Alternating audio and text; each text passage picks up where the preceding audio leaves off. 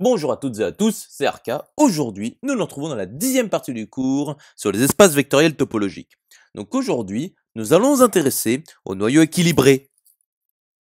Rentrons alors dans le vif du sujet. Donc soit E plus point K, T, un espace vectoriel topologique, et soit A une partie non vide de E.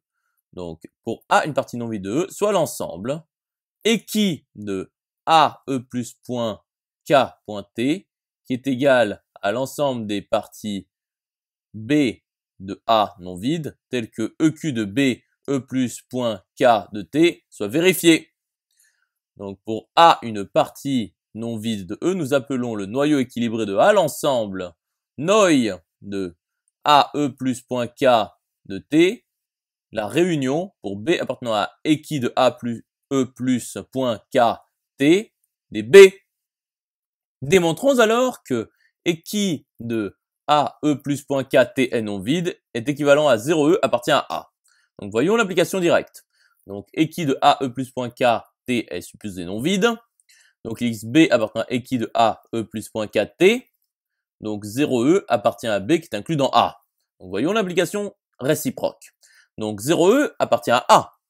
Donc le singleton 0E est une partie de A non vide. Et donc soit lambda x appartenant à K croix le singleton 0E tel que l'absolu de lambda, c'est-à-dire la valuation de lambda, est inférieure ou égale à 1. Donc, lambda x est égal à lambda 0e, qui est égal à 0e, qui appartient au singleton 0e. Donc, le singleton 0e appartient bien à équi de A plus E plus point K de T. Conclusion établie. À présent, démontrons que pour tout x de E, x appartient à noy de AE plus point K, T est équivalent pour tout lambda de K. Valuation de lambda est inférieure ou égale à 1 implique que lambda x appartient à A. Donc soit x appartient à E quelconque. Donc voyons l'application directe. Donc x appartient à noy de AE plus point KT par hypothèse. Donc équi de AE plus point KT est non vide. Donc xb appartient à équi de AE plus point KT tel que x appartient à B. Donc soit lambda appartient à K tel que valuation de lambda est inférieure ou égale à 1. Donc lambda x appartient à B qui est inclus dans A. À présent, démontrons que pour tout voisinage V de 0E, il existe un voisinage W de 0E, tel que W soit une partie de V et appartienne à équi de VE plus point KT, c'est-à-dire qu'il s'agit de quelque chose d'équilibré.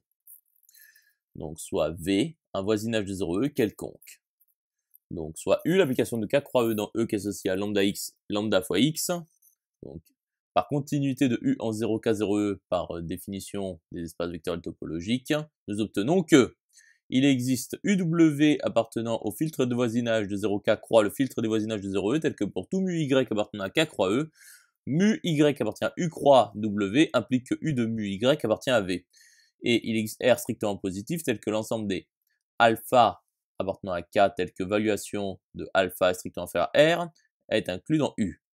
Donc posons S qui est égal à l'ensemble des alpha appartenant à K tel que valuation de alpha est strictement inférieure à R.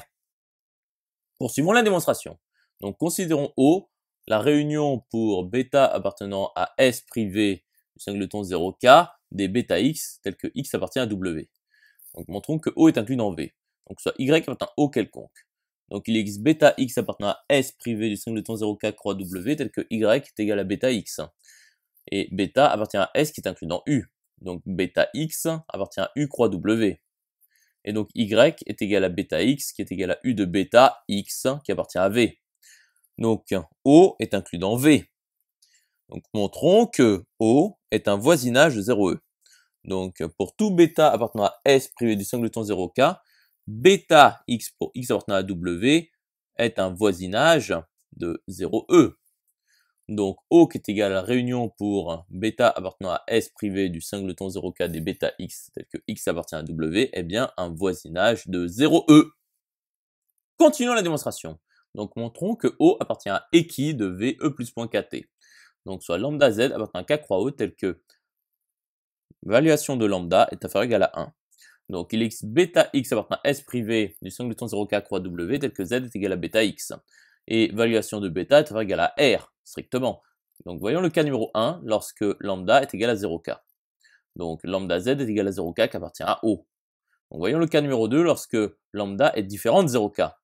Donc Valuation de lambda bêta est égale à valuation de bêta qui est strictement inférieure à R. Donc, lambda bêta appartient à S privé du singleton 0K. Donc, lambda Z est égal à, entre parenthèses, lambda bêta fois X qui appartient à O. Et par conséquent, O appartient bien à équi de VE plus point KT. Conclusion établie. J'espère que cette vidéo vous aura plu et vous sera utile. Nous nous retrouvons dans la 11e partie.